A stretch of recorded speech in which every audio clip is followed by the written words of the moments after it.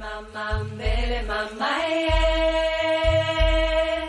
Bele mama, bele mama, bele mama, bele mama, bele mama, bele mama, yeah. Maman d'ici et d'ailleurs, bienvenue sur mon podcast. Je suis Marion, j'ai 32 ans et je suis maman d'un merveilleux petit garçon de 2 ans qui se prénomme Nathan. Parce que la maternité est plurielle et universelle, Mama, c'est le rendez-vous des mamans du monde. Ici, on ouvre son regard sur la maternité, sa maternité. On tend à faire connaître cette vision de la maternité à la fois avant-gardiste tout autant qu'ancestrale. On se donne la liberté de penser sa maternité autrement, différemment. Parce que Mama le podcast, c'est un appel à incarner sa maternité en s'inspirant, se nourrissant des histoires, des us et coutumes, des traditions des mamans d'ici et d'ailleurs. Mama le podcast, c'est un temps qui nous est offert, où les histoires sont authentiques et les émotions pures. J'arrête là la présentation de Mama le podcast pour laisser la parole à Marjorie. Bonjour Marjorie. Bonjour Marion. Alors, je suis vraiment très contente de t'avoir au micro de Mama le podcast. C'est toi qui m'as contactée de manière très inattendue puisque tu es mon millième follower, ma millième followeuse. tu m'as envoyé un petit message justement quand j'avais atteint ce pilier-là sur mon compte Instagram et surtout tu avais répondu notamment à une de mes stories sur le parrainage que j'avais fait avec Vision du Monde, donc l'ONG internationale. Et puis voilà, petit à petit, on a appris un petit peu à se découvrir et il était évident que je devais t'inviter au micro de Mama le podcast pour que tu nous parles un petit peu de ta maternité, de ce que tu fais au quotidien aussi pour accompagner les mamans, les jeunes mamans, les futures mamans et ainsi et aussi les parents dans cette nouvelle aventure. Et puis nous parler aussi davantage sur ton parrainage aussi, le parrainage de 2 enfants que tu as fait au sein de Vision du Monde. Donc, je m'arrête là de parler. Je vais te laisser dans un premier temps te présenter, nous dire un petit peu qui tu es, ta vie de petite famille. D'accord. Écoute Marion, déjà merci pour ton invitation. C'est vrai que quand je suis passée sur ton compte et que j'ai vu 999 abonnés, je me suis dit c'est un palier beaucoup trop important pour juste passer, regarder son contenu et partir. Donc j'ai regardé quand même ton contenu pour pas m'abonner à des comptes, tu sais, un peu comme ça de façon aléatoire. Et ça m'a vraiment beaucoup parlé. Et du coup, c'était pour moi une évidence de m'abonner et de te faire un petit coucou. Du coup, en message privé en me disant coucou, ça y est, t'as 1000 abonnés, félicitations, c'est un cap super important. Et je me suis surtout sentie alignée avec beaucoup de valeurs que tu prônais sur ton compte, notamment parler des mamans à travers le monde, apporter différentes explications sur la maternité parce qu'il n'y a pas une seule maternité, il y a plein de façons d'être maman et je pense que c'est bien de le rappeler pour dire aux mamans n'ayez pas l'impression que vous devez rentrer dans une case pour être une bonne maman. Il y a plein de bonnes façons d'être une mère. Et je trouve que c'est vraiment ce qui se ressent sur ton compte.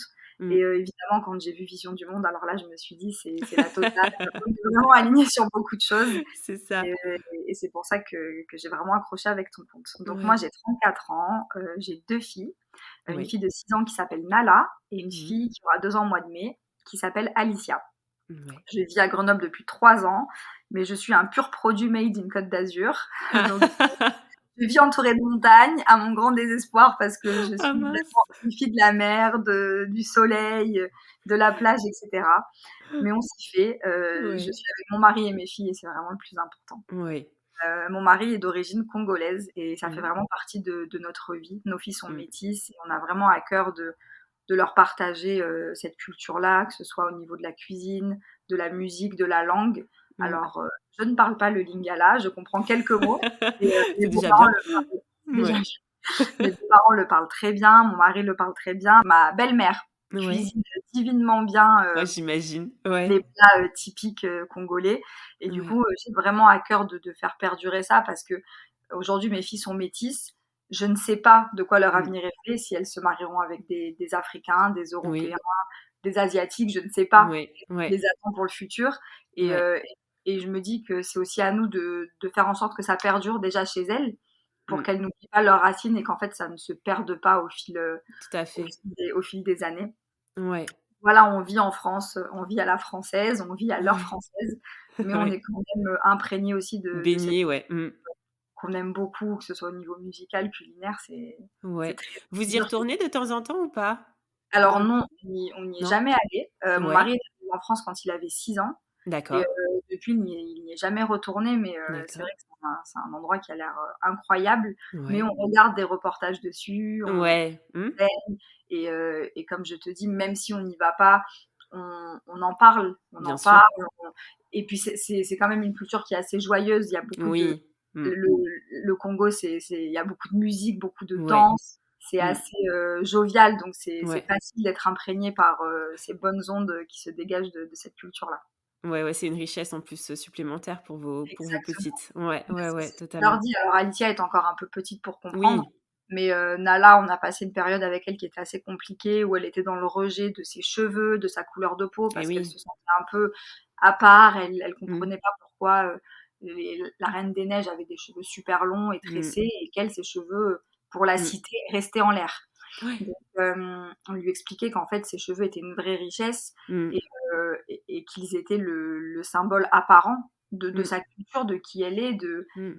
de ce métissage qui est en elle Ouais. et qu'en fait, elle n'a pas à choisir entre être blanche ou noire, elle est métisse et que les 2 cultures font partie Mmh. d'elle, le Mmh. métissage fait partie d'elle et heureusement, de plus en plus, ça se démocratise quand même. On Oui. voit de Oui, plus en oui. plus de filles qui sont pro, cheveux naturels, Mmh. des Alicia Eliès, Tina Kunake, il Ouais. y a énormément de personnes qui prônent maintenant la beauté de la Oui, oui, on tend vers ça, couleur ouais. de Mmh cheveux. mh. Mmh.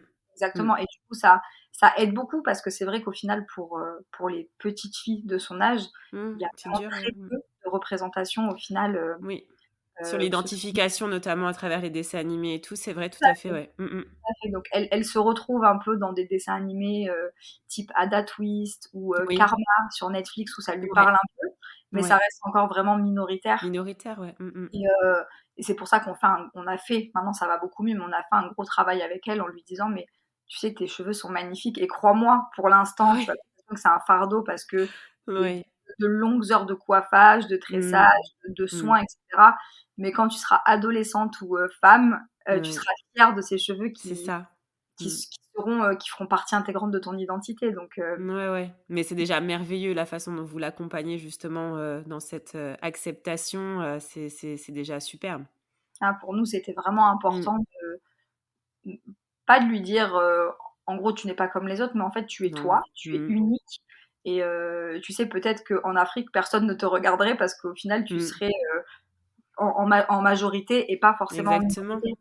Mmh. Après, c'est bien parce qu'on est quand même dans un lieu, une région où il y a beaucoup de métissage, il y a beaucoup Mmh. de cultures différentes qui se rencontrent et Mmh. dans son école, Tant mieux. Mmh. contrairement à quand on était sur la Côte d'Azur où on était dans un petit village où c'était la seule petite fille, métisse où là, c'était Ouais. compliqué.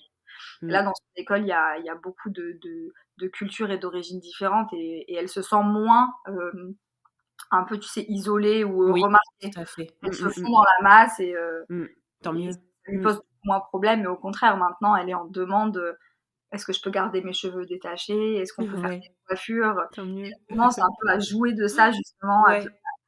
l'autre jour, elle m'a dit: «Maman, quand je serai grande et que je vivrai plus avec toi, il faudra que tu me fasses un papier où tu m'expliques comment prendre soin de Comment? mes cheveux» et du coup, j'ai trouvé ça super mignon. Je lui ai dit: «Bon, déjà, Mais avant oui, que tu partes de la maison, il y a encore il y quelques a encore un peu années». de temps. Ouais, c'est Mais, ça. mais elle commence à s'y intéresser et à Ouais. avoir envie en tout cas d'en prendre soin donc c'est super. Ouais, c'est magique, ouais, ouais. Bon, en tout cas, on a bien compris que vous baignez dans une belle double culture, Oui, une belle richesse.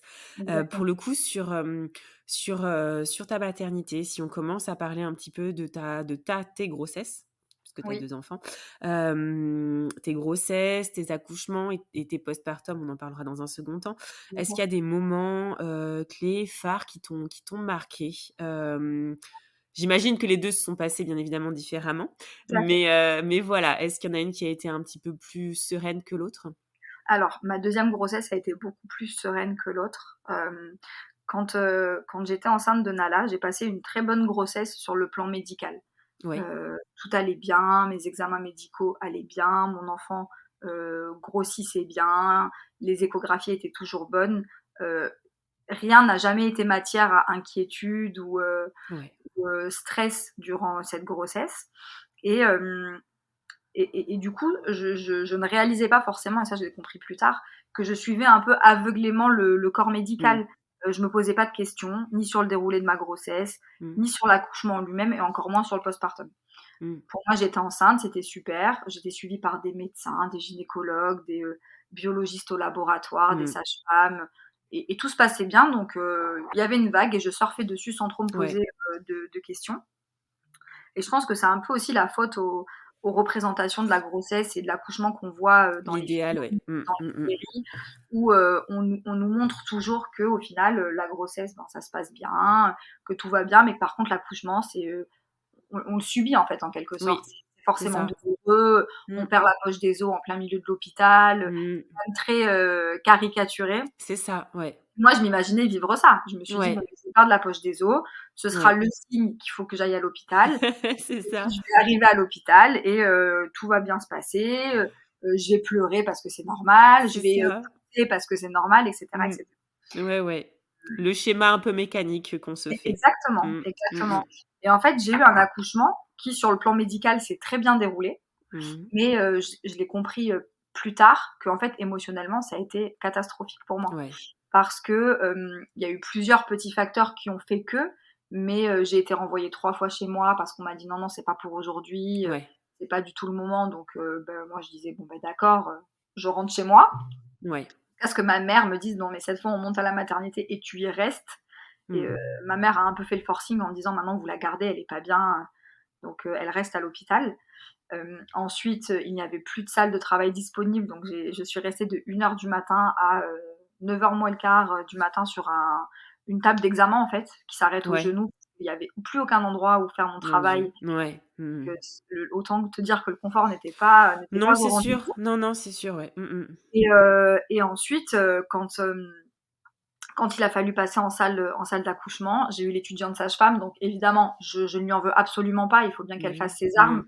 Mais on va dire que ça a été un peu la cerise sur le gâteau après plein de petites choses qui déjà Ouais. m'avaient un peu mise dans de mauvaises conditions. Et j'avais eu une péridurale qui avait complètement ralenti mon travail. Oui. Et j'ai poussé pendant 45 minutes et clairement la sage-femme m'a dit: «Écoutez, si le bébé ne sort pas sur la prochaine poussée, ce sera forceps». Ouais. Alors, quand j'ai entendu ça, ça a été Mmh. panique à bord. Je me suis dit: «Attends, c'est mon premier bébé, Ouais. forceps, je ne sais même pas à quoi ça ressemble». Donc Ouais. j'imagine, des grosses spatules avec lesquelles on va venir appuyer sur la tête de mon bébé, et là, Ouais. dans ma tête, je me dis: «C'est Impensable. Mmh. inenvisageable, Ouais. inenvisageable». Mmh. Je pousse de toutes mes forces et puis ma fille naît en très bonne santé, un très bon poids, une très bonne taille. On me dit: «Félicitations, tout s'est bien passé, vous Mmh. avez un super bébé en bonne santé», et cetera. Et puis en fait là, c'est le vide. C'est-à-dire Mmh. que j'accouche, et je me retrouve en fait avec un enfant dans les bras en me Mmh. disant: «Mais qu'est-ce qui vient de se passer?» En fait, je viens de donner la vie, mais j'ai pas vraiment l'impression que je viens de donner la vie. Ouais.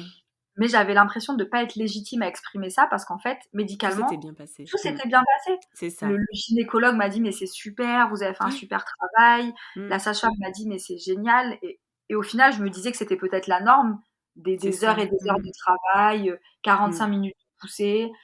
J'avais l'impression que c'était la norme et du coup, j'ai un peu bafoué, tu vois, tout ce Ouais. que j'ai pu ressentir à ce moment-là. Et Et puis surtout que tu te sentais pas légitime à pouvoir justement, dire ou évoquer n'importe quel ressenti parce que tout s'était bien passé, c'est ça? exactement, Mmh. en fait, tu vois, j'ai eu l'impression que le fait que mon bébé aille bien sur le plan Ouais. médical Mmh. et que moi j'aille bien sur le plan médical, j'avais C'est eu un ça. seul petit point, j'avais pas eu d'hémorragie de la délivrance, Ouais. j'allais ma prise de sang était bonne, mes constantes étaient Ouais. bonnes. Bah, du coup, réjouissez-vous, vous avez eu un bébé, c'est C'est ça. fantastique. Mmh. Et je me sentais vraiment illégitime à dire, je comprends pas trop en fait tout ce qui vient de se passer. Mmh. Je suis épuisée parce que j'avais des contractions depuis 11 h du matin la veille et j'ai accouché à 9 h 36 du matin le Mmh. lendemain. Le lendemain, ouais. Et et puis je me suis dit: «Mais en fait, c'est très compliqué», et à ce moment-là, j'avais vraiment aucune ressource. C'est-à-dire Mmh. que dans tout mon parcours de grossesse, on ne m'avait jamais expliqué les ressources possibles, les possibilités d'accoucher sans péridurale, Mmh. que j'allais être confrontée au baby blues. Mmh. j'avais fait un cours de préparation sur l'allaitement où je m'étais dit: «C'est génial, ça va être merveilleux» et puis confrontée à l'allaitement, je me suis dit: «Mais j'ai l'impression, en fait, d'être dans un pays où on parle pas la même langue, je comprends Non. rien de Ouais. ce qu'on me dit, de ce que je dois faire». Les équipes du matin me disaient: «Faites Oui, comme si». Les équipes du soir me disaient: «Mettez c'est des bouts de ça. sein». Les Mmh. équipes de la nuit me disaient: «Vous savez, si vous êtes fatigué, vous pouvez quand même lui donner le biberon».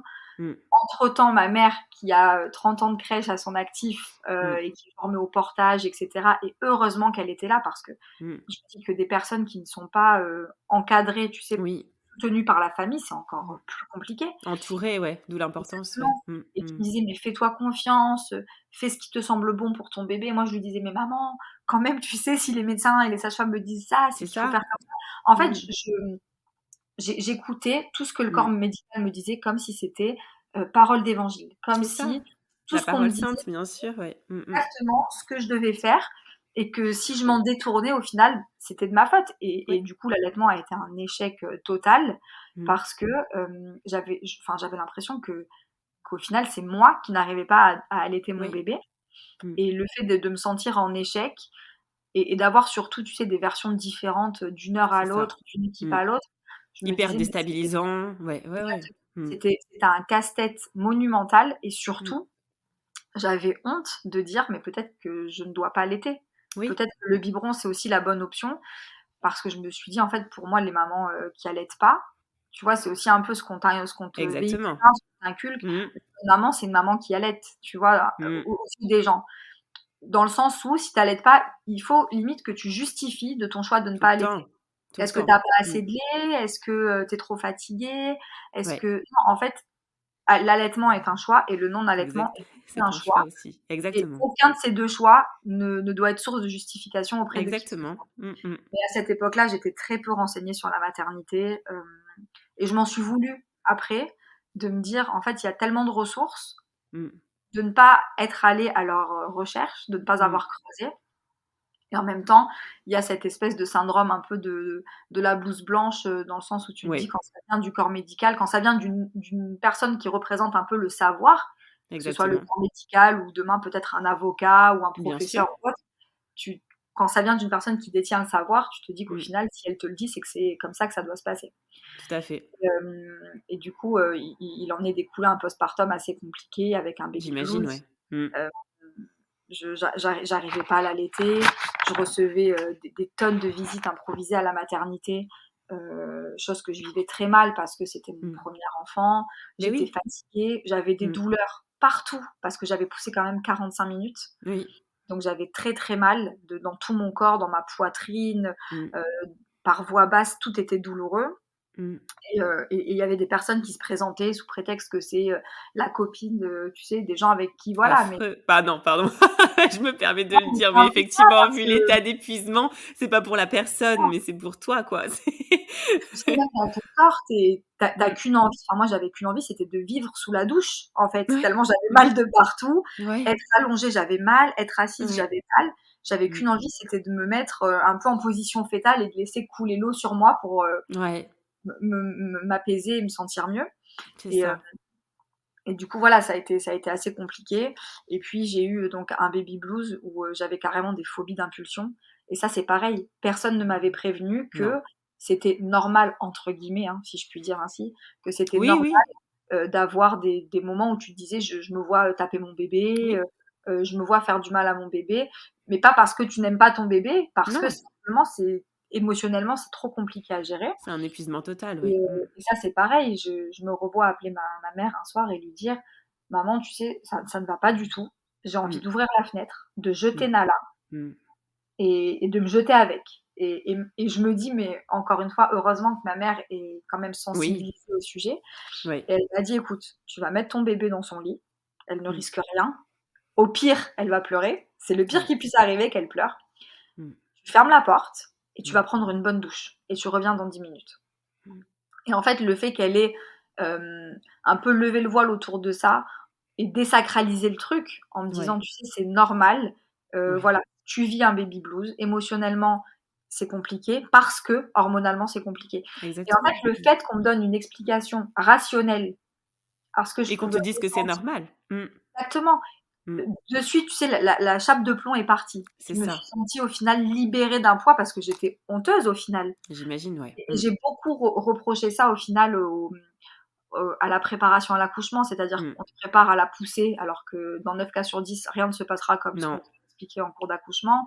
Mmh. On te prépare à que faire avec ton bébé, le liniment, nettoyer comme Oui. ci, couche comme ça, etc. On te prépare à l'allaitement, mais on ne te prépare pas à la vie d'après. Non. Parce Non, qu'on non. on en fait tout un truc super romancé, ça va être idyllique, vous allez voir votre bébé, ça va être le coup de foudre et tout, mais en fait non, Mmh non. mh. Et c'est très culpabilisant pour les mamans qui ne ressentent pas le coup de foudre, C'est qui ça et il y en a ressentent beaucoup. Mmh. l'impulsion, qui, qui ont l'impression, moi je disais à ma mère: «J'ai l'impression d'être la nounou de mon bébé». Ouais. Parce que Mmh tu mh. dis: «Je vais avoir un bébé, c'est génial», mais les premiers temps, la réalité, c'est que oui, c'est génial, mais c'est aussi beaucoup de soins envers ton enfant seulement, c'est-à-dire le Mmh. nourrir, lui changer la Mmh. couche, le laver, le vêtir Mmh. et au final très peu de retours parce qu'il y a pas encore d'interaction Bien sûr. Mmh, mmh, et mmh. ça aussi, c'est quelque chose que j'ai vécu de façon difficile, mais encore une fois, quand tu en parles, on te dit: «Mais tu sais, c'est génial, tu es Ouais, maman, il y a des femmes qui ont pas cette chance» et du coup, tu te c'est dis: «Bon, ça. il y a pas l'écoute dont j'ai Oui, besoin en face, tu donc t'autorises j'abandonne plus le à concours». parler. Mmh, mmh. Tu t'autorises plus à parler et puis encore une fois, ça demande à se justifier aussi par derrière donc ça Tout à fait. ferme un peu la porte aussi de ces femmes et de ces mamans pour libérer, la parole mais heureusement que tu as eu ta maman qui était à côté aussi et que tu as eu cette Totalement, écoute et cette oreille, totalement. ouais.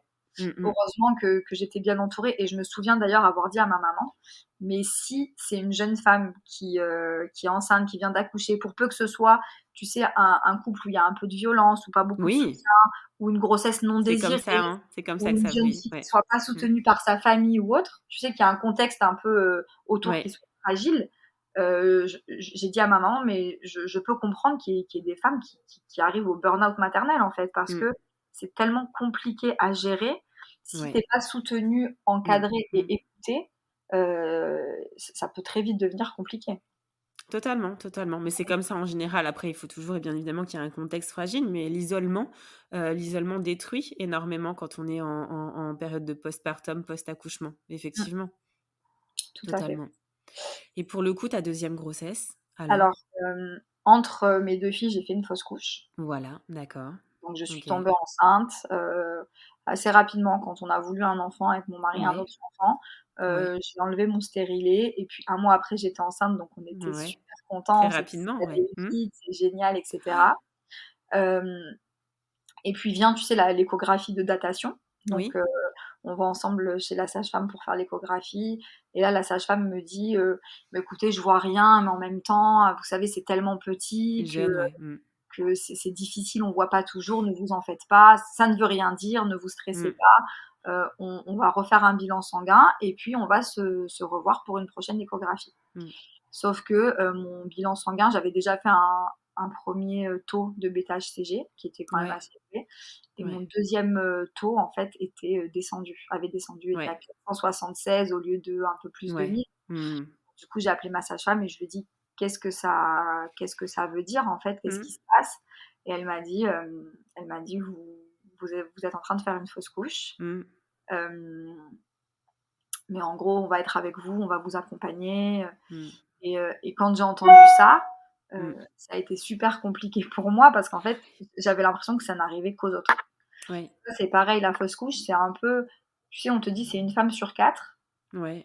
Alors d'un côté, on le banalise parce qu'en fait, ça arrive à tellement de femmes que bon, on connaît tous Mais quelqu'un qui a fait une tellement! fausse couche, donc c'est Mais bon, oui. on va pas s'apitoyer sur ton sort. Ouais. D'un autre côté, on sait pas forcément comment accompagner les femmes qui vivent ça, tu vois? Du tout, pas du Et tout. quand Mmh. et ce qui a été très compliqué, c'est que j'ai su que j'allais faire ma fausse couche, mais je n'avais pas encore fait ma fausse couche. Et oui. Mmh C'est-à-dire que mh. je savais qu'elle allait Mmh. arriver, Mmh. mais dans mon corps, il ne s'était Ouais, encore rien passé concrètement. ouais, Et quand j'ai su que j'allais faire une fausse couche, j'avais qu'une envie, c'était que j'expulse ce qui était en moi. c'est Je disais à ça. mon mari, c'était affreux, je voulais me débarrasser de tout ce qui me Mmh. raccrochait à cette grossesse qui n'évoluait pas, Oui. parce que j'avais envie de passer à autre chose, en fait. Mmh. Et le Bien fait de sûr. ne pas avoir encore fait ma fausse couche, c'était très compliqué émotionnellement, Mmh. parce que je me disais: «Mais en fait, c'est encore là, mais c'est plus vraiment là, mais qu'est-ce qui se passe?» Enfin, c'était Ouais, pour c'est chaotique. affreux. Cette Et période-là est affreuse, oui, effectivement. c'était très, très dur Ouais. à vivre. Mmh mh. Et pareil, alors quand j'en ai parlé, dans mon cercle Mmh. proche, je pense que c'était beaucoup de maladresse et pas du tout de la malveillance, Oui. mais Mmh. j'entendais des phrases du style: «Ah mais tu sais, tu as déjà un enfant, Mmh. et puis vous êtes jeunes, vous allez pouvoir en avoir d'autres et puis, tu sais, ça arrive quand même à beaucoup plus de femmes qu'on ne croit» ou alors: «Il vaut mieux maintenant que plus tard» ou «Il vaut Ouais. mieux ça qu'un bébé en mauvaise santé» et en fait, toutes ces phrases, quand C'est je les affreux. recevais, Ouais. je les recevais, mais comme si on me tirait dessus à balles Mais réelles. complètement, complètement. Mais Je les écoute, trouvais moi je oui complètement. J'ai vécu aussi, 4 grossesses qui se sont interrompues, naturellement et c'est exactement les mêmes phrases que j'ai entendues pour chacune d'entre elles et effectivement, tu mets le doigt sur quelque chose. Oui, ce sont des maladresses, mais tu les prends comme des balles en plein cœur, quoi. Ça rajoute encore plus de peine à celle que tu as, même si on peut dire, «Les pauvres, c'est maladroit, c'est si, mais en même temps, effectivement, il y a un tel tabou et on minimise tellement les fausses couches, comme tu viens de le dire, en disant que, ça arrive de plus en plus, c'est pas grave, ça arrive trop tôt.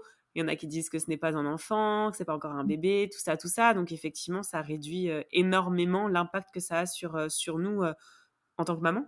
Ah mais tout à fait et j'ai trouvé que c'était tellement dur parce que du coup, Violent, j'avais hein. Mmh, l'impression que ma douleur n'était absolument pas légitime et qu'en fait, totalement. il fallait pas que je sois triste de ce que j'étais en train de Mmh, vivre parce qu'il valait mieux maintenant que plus tard, parce que j'avais déjà un enfant mmh, et en fait, c'était pour moi d'une violence atroce et c'est au moment où ma fausse couche est arrivée et ouais. que du coup, j'ai passé une nuit à avoir des contractions, Eh terribles oui, ouais. Tu as que pris le là Psychotech?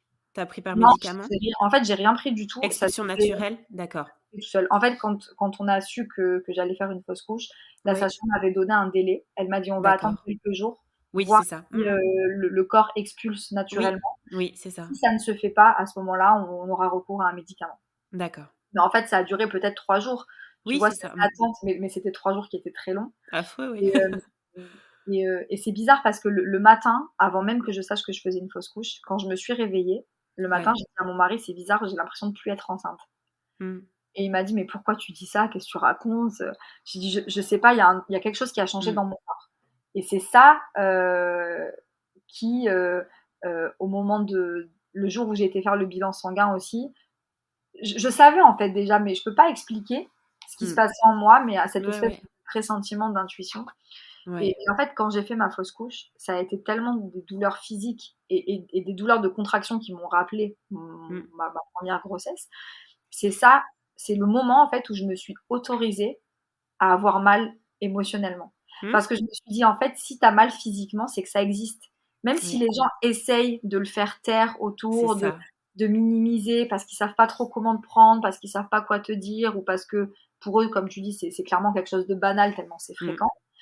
Je m'étais vraiment plus autorisée à ressentir de douleur, j'essayais de m'en Mmh. détacher, mais quand même au fond de moi, ça minait mon moral. Mmh. Mais le moment où j'ai ressenti ces douleurs physiques, où j'ai perdu beaucoup de sang et cetera, je me suis dit: «Mais en fait, si ton corps a mal, Mmh. pourquoi est-ce que tu empêches ton esprit et ton Oui, cœur d'avoir mal? En fait, c'est ça. autorise-toi cette douleur, Mmh. parce qu'elle sera nécessaire à faire ton deuil, à passer à Ah autre oui, il chose. faut qu'elle sorte, c'est évident. Ce Mmh. sera une étape nécessaire» et Mmh. hem et donc j'ai fait ma fausse couche. Mmh. La chance que j'ai eue dans cette, malchance, dans cette mésaventure, c'est que tout s'est expulsé naturellement Ouais, et ouais. que 2 semaines après, je retombais enceinte. Oh, c'est merveilleux. Enfin, Donc c'est merveilleux dans ce malheur, effectivement, ouais, ouais. ça a vraiment été un très, très beau cadeau de la vie. Ouais, Ça mmh. a été quelque chose qui nous a permis d'avoir un peu de baume au cœur avec mon mari. Mais tu De vois, durant la rebondir aussi, ouais. Mmh. on en parlait quand même avec beaucoup de pudeur. Il voyait que j'étais mal, il était Mmh. là pour moi, mais on n'abordait pas trop le sujet. Ouais. Et c'est que plusieurs mois après où on en a parlé, ma grossesse était déjà bien avancée et je lui dis quand même: «Tu imagines, on a fait un sacré chemin». Il y a quelques mois, Ouais. on pleurait, Mmh. une grossesse qui n'aboutissait pas et aujourd'hui on est Mmh. là, le bébé, évolue bien, la grossesse se passe bien et en fait, ce jour-là, il m'a fait comprendre qu'en fait, pour lui, ça avait été très difficile aussi, Ouais. mais qu'il me voyait tellement mal qu'en fait, il voulait pas rajouter de peine à ma peine Mmh, mmh mh. et C'est dur, hein, pour eux aussi, hein. Mmh mh. c'était très, très dur, c'était très, très dur. En fait, le fait qu'on en parle ce jour-là, ça a été pour moi libérateur Mmh. parce que je me suis dit: «En fait, c'est bizarre, hein, mais le fait que lui aussi, il ait eu mal, Ouais. ça a rendu encore plus légitime ce qui venait de se passer. Et oui, Et ça m'a donné totalement. encore plus envie d'en parler autour de moi et de dire aux femmes: «OK, vous faites peut-être une fausse couche, Mmh. vous êtes peut-être une femme sur 4, mais vous êtes déjà une femme de trop. Donc Ouais, n'ayez pas c'est peur d'en ça. parler, n'ayez pas peur de dire que vous avez mal, Mmh. heu, vous serez entendus, vous serez entendus» et c'est pour ça que j'ai écrit un article sur mon blog justement, Ouais, où je parle de ma fausse couche, de ce que j'ai pu ressentir, des émotions que j'ai traversées. ouais, J'ai reçu à ce moment-là beaucoup de messages de personnes que je connaissais, ouais. du Mmh. lycée ou de mon ancienne vie professionnelle qui me disaient: «Tu sais, moi aussi j'ai vécu ça» Ouais, et alors que je n'en avais aucune idée parce que bien justement sûr. on n'en parle Mmh. pas, c'est encore très tabou. Donc voilà, mais ça a été une épreuve quand même, qui m'a permis d'apprendre et et aussi de prendre du recul sur certaines choses. De Oui, voir c'est les sûr. choses avec plus de tu sais, des fois moins de prise de tête en me disant: «Bon, Mmh. bah, il y a peut-être beaucoup de femmes qui traversent des épreuves en silence, Mmh. donc prenons la vie avec, Énormément. Ouais, plus de énormément. gratitude, quand il nous arrive des jolies choses». Oui, c'est sûr. Et pour le coup, donc cette grossesse, cette deuxième grossesse, étant donné Alors qu'elle est rapprochée avec cette fausse couche, comment tu l'as vécue? alors cette deuxième grossesse, ça a été un grand moment de joie quand on a su qu'on allait avoir, J'imagine, ouais. Ouais. un Mmh. autre enfant. C'était vraiment que du bonheur et j'avais vraiment envie pour le coup de l'aborder différemment de la première. Ouais. J'étais enceinte de 5 mois et je suis tombée un soir sur une vidéo sur Instagram, d'une jeune fille qui a couché dans l'eau, dans Oui. Mmh. un espèce de spa gonflable et Mmh. elle avait l'air mais tellement sereine. Tu sais, ça m'a fait penser un peu quand Ouais. on voit des dauphins qui accouchent dans la mer. Mmh. Tu sais, Ouais, tout ouais. se faisait Ouais. tout seul. Le dauphin continue à nager, C'était le limpide. Ouais, c'est ça. bébé dauphin naît, au fond, tu as les Ouais. reflets du soleil sur la mer, qui rendent tout ça tellement, Ouais. paisible et quand Ouais. je l'ai vue accoucher, mais il y avait pas une once de douleur sur son visage. Oui. Mmh. Vraiment, tout était, d'un calme olympien et du coup, je me suis dit: «Mais attends, il faut que je creuse. Qu'est-ce Mmh. que c'est que ça? Il faut que je sache, faut que je sache ce que c'est, comment ça marche, Ouais. comment ça se déroule et cetera» et le lendemain, j'allais, chez une doula, donc à Grenoble pour me faire masser, qui d'ailleurs avait une table avec un trou pour mettre son ventre. Donc Oui, quand on est à 5 mois de grossesse et qu'on peut se mettre à plat ventre et c'est avoir le vrai. ventre dans un trou, autant te dire que tu Ouais. revis. C'est C'était sûr. Oui. incroyable et du coup, je lui ai demandé naïvement: «Mais comment on accouche avec la péridurale dans l'eau?» C'est-à-dire que Oui. j'essaie de visualiser le Bien cathéter, sûr. la Bah pelle oui. et donc là, elle a souri et elle m'a tendu un petit livre qui s'appelle «Les essentiels de la femme qui accouche» et Ouais. elle m'a dit: «Lis ça Ouais. et on en reparlera, tu me le ramèneras» et cetera. Donc je suis rentrée chez moi, c'est un tout petit livre de quelques pages. Mmh. C'est vraiment pour le coup un résumé des essentiels Ouais. et en fait, en lisant ce petit livre qui m'a pris peut-être 30 minutes, Ouais. je me suis dit: «Mais en fait, j'étais à côté de la plaque totalement pour ma première grossesse». C'est-à-dire que là, on me parle de sécurité, de Ouais. lumière basse, de Mmh. chaleur, Mmh. de conditions favorables comme, si on souhaitait s'endormir. Je me dis: «Mais attends, Ouais. moi j'ai accouché de ma première fille, j'avais je ne sais combien de personnes autour de moi, Oui. j'étais sous le feu des projecteurs, Oui. j'avais des spots de partout». Ouais. Ouais, ouais, c'est Et, vrai. Mmh. et en fait, je me suis rendu compte, même si je l'avais déjà mal vécu émotionnellement, mon premier accouchement, je me suis rendu compte que c'était aux antipodes de ce qui était conseillé en fait pour vivre un accouchement qui soit paisible, qui soit serein, Serein. Mmh. qui soit facilité en fait Mmh. par le contexte. Et en fait, ça a été vraiment une révélation et je me suis dit, moi aussi, je vais accoucher dans l'eau. Ouais. Moi aussi, je veux vivre cet accouchement qui a l'air déconnecté du Magique. monde, Ouais. qui avait l'air vraiment magnifique. Et j'ai commencé à m'abonner à des comptes Instagram. Je me suis abonnée à Amandine Naissance, qui parle beaucoup Oui. de choix, de consentement, de nos droits. Quels sont nos Ouais. droits en tant que femme Oui. enceinte? Elle n'est pas pro ou contre péridurale, elle est juste Mmh mh. pour que les femmes connaissent leurs C'est droits, ça. connaissent leurs possibilités. Et je trouve ça fabuleux parce que ça, c'est pareil, on n'en parle pas. Non. Comme je disais tout à l'heure, quand un médecin te dit quelque chose, tu te dis, ben, Mmh. c'est comme ça. S'il le dit, c'est que c'est pour mon bien, pour le bien de mon bébé. C'est Et c'est ça. comme ça. Et j'ai acheté des livres, j'ai acheté le guide de la naissance naturelle, j'accouche Oui. bientôt, que faire de la douleur. Mmh. Euh, j'ai acheté plein de petits ouvrages comme ça. Et Ouais. donc, je suis allée voir mon mari au travail et je lui ai dit, je vais accoucher sans péridurale. Et donc là, il m'a regardé, il m'a dit, mais pourquoi? Et du Pourquoi? coup, je lui ai fait un résumé des essentiels de la femme qui accouche. Je lui ai fait un petit brief de tout ce que j'avais pu avoir comme conversation avec cette doula qui est d'ailleurs exceptionnelle. Ouais. Et en fait, il m'a suivi tout de suite. Il s'est Ouais. posé aucune question. Il m'a dit, Mmh. écoute, si c'est ton choix, si c'est ton projet, je te suis. Mmh. Ouais. Et il a été tellement impliqué que lui aussi s'est abonné à des comptes Instagram Ouais. d'accouchement naturel, Ah Amandine super. Naissante, etc. Et des fois, c'est Ouais. lui qui était au travail et qui m'envoyait des publications, t'as vu, Instagram, etc. C'est vrai que j'ai eu la chance d'avoir un mari qui s'est tout de suite impliqué dans le projet.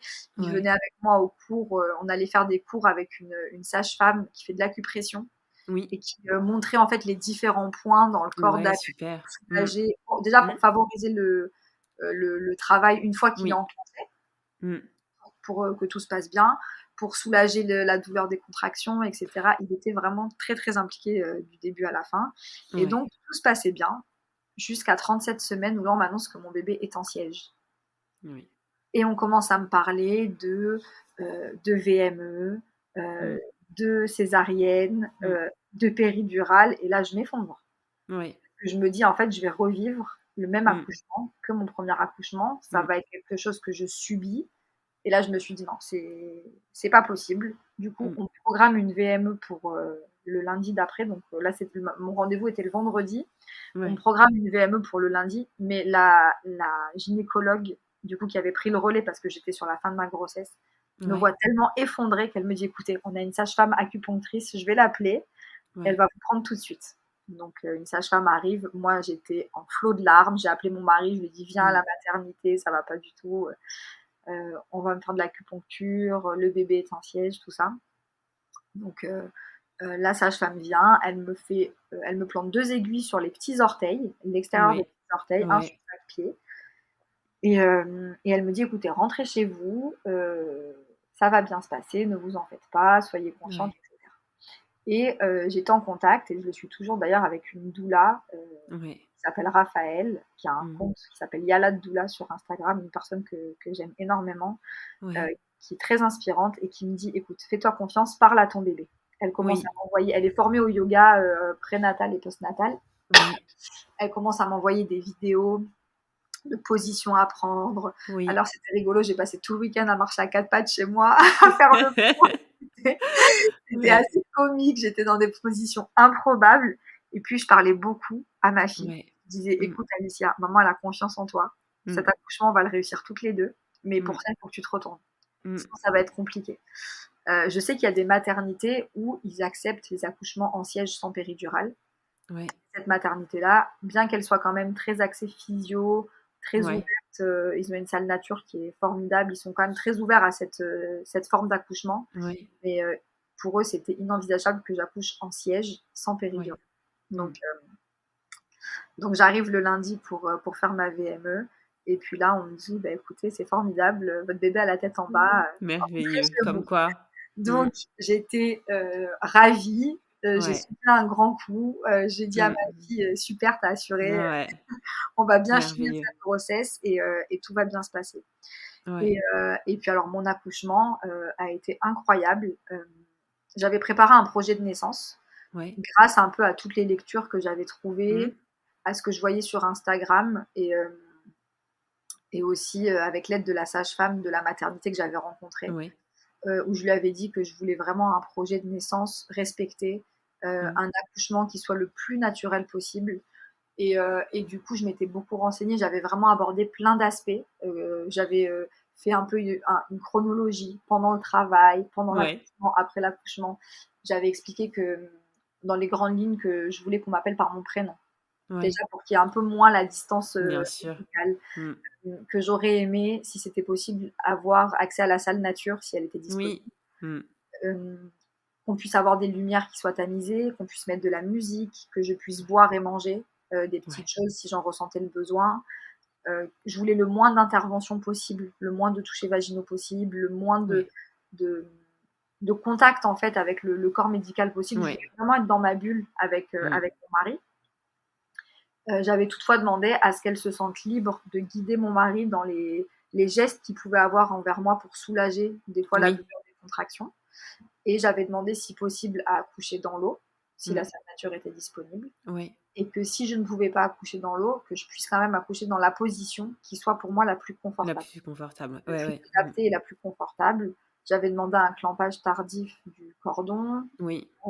J'avais demandé à ce que mon bébé soit en peau à peau immédiat et que si ça ne puisse pas se faire avec moi pour des raisons médicales, que ce soit avec mon mari. Oui. À ce qu'elle soit mesurée le lendemain, à ce qu'elle soit Ouais. lavée plus tard, etc. Et en fait, j'avais mis ce projet de naissance dans ma pochette avec tous mes papiers d'identité, Ouais. c'est tout ce que tu dois fournir, tes dernières Ouais. analyses, tout ça. Et quand je suis arrivée à la maternité, j'étais dilatée à 4 cm. On venait de Ouais. déposer la grande chez sa petite copine de classe. Ouais. J'ai gentiment accepté de la garder parce qu'on n'a aucune famille ici sur Grenoble. Donc c'était Autour, ouais. un peu compliqué en termes d'organisation. C'était un peu le stress. Ouais. Et donc, j'arrive à 1h du matin, elle me pose le monitoring et elle me dit, écoutez, vous êtes à 4, est-ce que vous voulez la salle de nature? Et Ouais. là, je me suis dit, mais c'est génial. En fait, tout se combine super Oui. bien. Je vais avoir la salle nature, je vais pouvoir mener mon projet à bien. Et Ouais. j'étais réjouie, en fait, à l'idée d'accoucher dans cette salle. Et là, je Ouais. découvre une salle, mais immense. Je ne sais pas Ouais. combien de mètres carrés elle faisait, mais elle était immense. Il y avait tout. Il y avait une baignoire, un tabouret d'accouchement, des lianes. Il y avait des formes un peu en mouche, tu sais, comme on installe pour les enfants quand ils font la gym à l'école. Oui. Un peu ce style-là. Il y avait une Ouais. table, il y avait des gros ballons, il y avait une salle de bain. Enfin, c'était vraiment incroyable. Ouais. Et ce que j'ai apprécié, c'est que quand elle a pris mon dossier, qu'elle m'a installé en salle nature, elle m'a pas dit, en fait, ça y est, j'ai lu votre projet de naissance, on va pouvoir le mettre en place. Elle m'a juste dit, Marjorie, tout va bien se passer, ne vous en faites pas, Ouais. je vais baisser les lumières, connectez-vous à l'enceinte. En fait, elle a mis en place tout mon projet, Ouais. mais de façon tellement discrète et tellement Ouais. respectueuse que j'ai vraiment senti qu'elle savait tout ce que j'avais écrit à l'intérieur Ouais. et qu'elle avait vraiment envie de mener à bien ce projet C'est avec moi. ça. Ouais. Et là, j'ai passé plusieurs heures avec mon mari dans cette salle de naissance. On a refait du coup les points de pression qu'on avait vus ensemble grâce à la sage-femme. J'ai demandé 2 fois à ce que la sage-femme vienne parce que je voulais un peu savoir où j'en étais. Oui.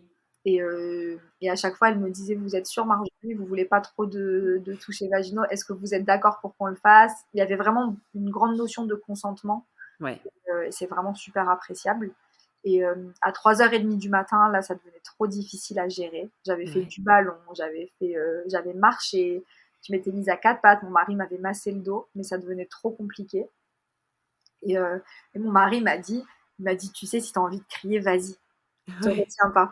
Tu sais, t'as un peu t'es pas encore totalement déconnecté, tu vois. C'est ça, ouais.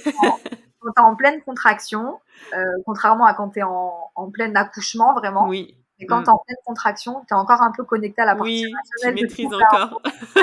Ouais. Mais j'avais envie de crier, mais je me suis dit, il va me prendre pour un animal. C'est ça. Je n'osais pas trop crier. Et puis, tu sais, il m'a autorisé, c'était rigolo, parce qu'il voyait, je pense, que c'était douloureux. Ouais. Il m'a dit, mais tu sais, vas-y, crie, hein, t'en fais pas. Ouais. Crie si ça te fait du bien. Et du coup, après avoir tout essayé et où ça devenait compliqué, à 3h30 du matin, je demande à la sage-femme à rentrer dans la baignoire. Ouais. Donc, elle me remplit la baignoire. Je lui dis que j'ai très mal dans le dos. Donc, elle me fait rapidement une échographie et elle me dit, c'est normal, en fait, votre bébé a son dos contre votre dos. Et oui, Donc, en d'accord. fait, les contractions se ressentent plus à l'arrière qu'à l'avant. Et c'est pour ça que c'était aussi douloureux. Et donc, je rentre dans la baignoire à 3h30, à 5 cm. Ouais. Et là, la magie de l'eau, je m'endors. C'est-à-dire que j'étais allongée dans la baignoire avec le pommeau de douche sur moi. Ouais. Et je dors. Mon mari est à l'extérieur de la baignoire, accoudé. Donc, il est là, il me parle. Ouais. On est ensemble, en fait. Et même dans nos silences, on est ensemble. On était vraiment soudés dans ce moment-là. Et puis, tout d'un coup, je me réveille. Je lui dis, il faut que je sorte, ça va pas du tout. Il fallait que je sorte de l'eau. C'était plus possible. Et on appelle la sage-femme. Et dans mon projet de naissance, j'avais demandé à ce que même si je suppliais pour la péridurale, on me la refuse. J'ai dit, Ah oui, jusqu'au bout. la pression de la phase de désespérance, refusez-moi la péridurale. Et donc la sage-femme arrive, je regarde l'horloge, il y avait une grande horloge dans la salle nature, et je vois qu'il était 4h du matin. Et je lui dis, écoutez, ça va pas du tout, posez-moi la péridurale. En fait, je marchais un peu en canard dans le truc. Et elle penche sa tête, elle me dit, Marjorie, c'est pas possible, vous y êtes. Ouais. Là, je lui dis: «Vous mentez. Il y a 30 minutes, j'étais à 5, j'ai dormi 30 minutes, je peux pas être Ouais. à 10». Elle m'a dit: «Si, si, vous y êtes». Ouais. Et là, je me dis: «Mais la puissance du corps humain». C'est-à-dire Ouais. qu'en une demi-heure, je suis passée de 5 centimètres à dilatation complète et pendant Ouais. cette demi-heure-là, j'ai dormi. Tu dormais. Je n'ai Incroyable. rien senti et vraiment Ouais. l'eau, elle a un pouvoir incroyable d'apaisement, Oui, c'est la matrice. de Oui, bien sûr. soulagement. Mmh. On retourne un peu dans notre état naturel, hein. Exactement. Mmh. On retourne à nos origines, à Ouais. ce cocon Mmh. Le qui premier élément dans lequel on était. dans Ouais. lequel Mmh. on flotte, dans lequel on se sent léger, Mmh. dans lequel on a l'impression que notre corps est moins douloureux, moins Ouais. lourd.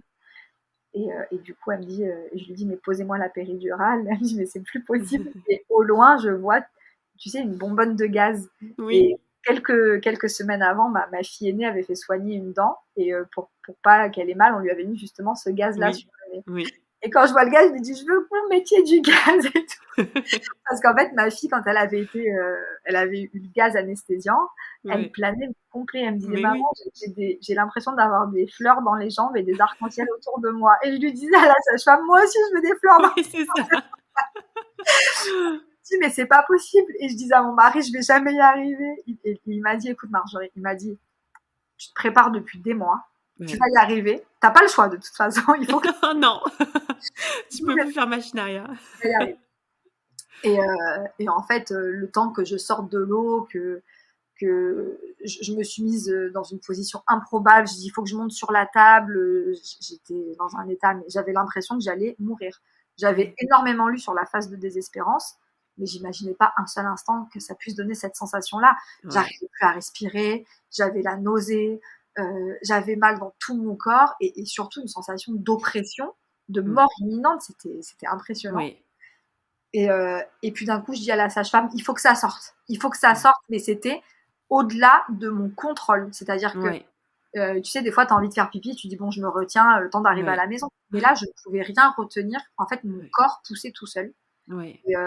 Et ma fille est sortie en peut-être 2 ou 3 poussées, mais j'ai même Ouais. pas envie d'appeler ça des poussées parce que je n'ai pas poussé. En fait, mon corps a Ouais. éjecté, Ouais. mon bébé. Et du coup, je comprends le réflexe d'éjection.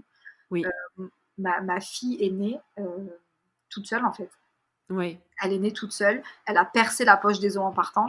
Alors, Ouais. autant te dire que le nombre de fois où je me suis vue perdre les os à Zara, dans le milieu de l'hôpital, sur le parking, en mode C'est oui, ça. oui, pour maintenant, je n'ai jamais perdu les os, même pour ma première, Ouais. on m'a percé la Ouais. poche. Ça aussi, j'avais demandé dans le projet de naissance à ce qu'on ne me perce pas la poche des os pour Ouais. accélérer le travail. Je voulais vraiment un Ouais. accouchement le plus naturel possible. Ouais.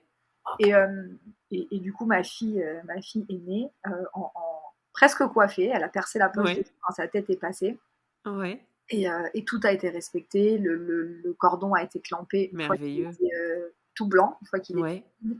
Elle a été mise en peau à peau. On l'a juste pesée, mais on l'a Ouais. pas du tout mesurée. Et, et même dans la salle d'accouchement, il y avait juste en fait mon mari, moi, la sage-femme et Ouais. l'auxiliaire qui est obligé d'être Oui, là pour voir si le bébé bien va sûr. bien. Mmh. Et c'est tout. Et comme j'ai dit à mon mari, on en a reparlé quelques jours plus tard, parce que mon mari, il m'a dit, t'as tellement crié quand Ouais. Alicia était en train de sortir, mais je me revois crier, mais j'avais l'impression d'être une lionne en pleine savane, Ouais, c'est tu vois, ça. qui voulait Ouais. faire fuir Ouais. l'ennemi. J'ai tellement crié que j'en avais mal à la gorge. Ouais. Mais, mais comme j'ai dit à mon mari, parce que mon mari m'a dit: «Après ça, tu voudras plus jamais accoucher sans péridurale». Et je lui dis: «Non, Ouais. après ça, je ne veux plus jamais accoucher avec péridurale».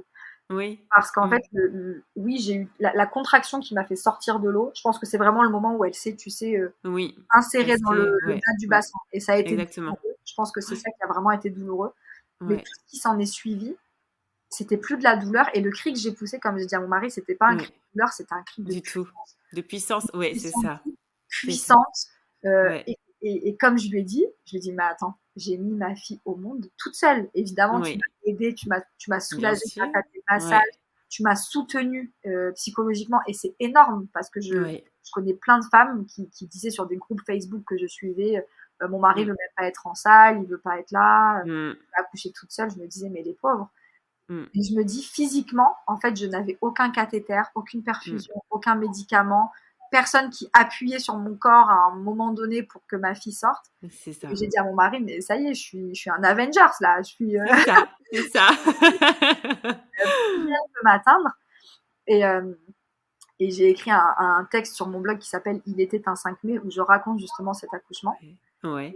Et où je dis à la fin que ce jour-là, en donnant naissance à ma deuxième fille, j'ai découvert des parts de moi que j'ignorais. Oui, Et totalement. qui m'ont permis en fait de prendre une confiance en moi, mais incroyable. Ouais. Et je termine mon texte en disant, ce jour-là, en donnant naissance à ma fille, je me suis donné naissance à moi-même. Exactement. Parce que c'est vraiment le sentiment que j'ai eu. J'ai eu l'impression de renaître Mm. et de me dire, mais combien de fois, en fait, je me suis sentie pas à la hauteur, pas légitime pour faire quelque chose, ou n'ayant pas les capacités. Ouais. Mais à ce moment-là, je me suis dit, mais tu viens de donner naissance à ta fille toute seule, sans l'aide d'aucun médicament,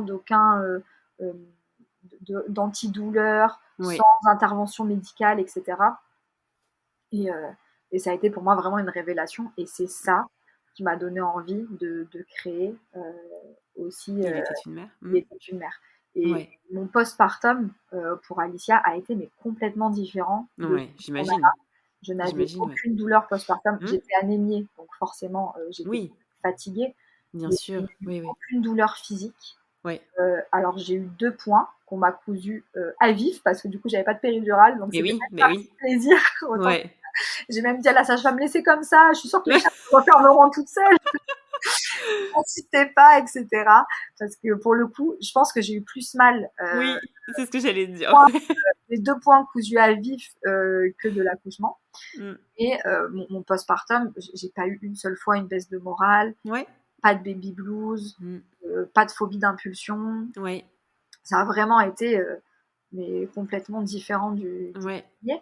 Et c'est là que j'ai réalisé qu'en fait, la façon dont on accouche, la façon dont on se prépare aussi, parce qu'au final, la préparation qu'on nous Ça se propose prépare. à la Mm. maternité, c'est Mm. bien, mais il y a Non. tellement d'autres choses que ça. Mm, mm. Et je me suis dit, il y a vraiment quelque chose à faire avec ça. Il était une mère, c'est pas venu tout de suite. J'ai quand même Ouais. tourné un peu dans ma tête avant Bah, que ça. t'as cheminé. Ouais. Mais quand j'ai posté mon texte, il était un 5 mai, j'ai Ouais. reçu plein de messages qui me disaient waouh, mais vraiment, t'es surhumaine. Moi, je Ouais. n'arriverai jamais à faire ça. Bravo, t'as tout mon respect, etc. Et je disais aux mamans, mais en fait, je n'ai rien de plus que vous. Mm, c'est Et ça, vous on n'avez en est pas toutes moins. capables. Oui, c'est En ça, fait, ouais. vous en êtes capable, il faut juste avoir les bonnes informations, Exactement. euh, Mm.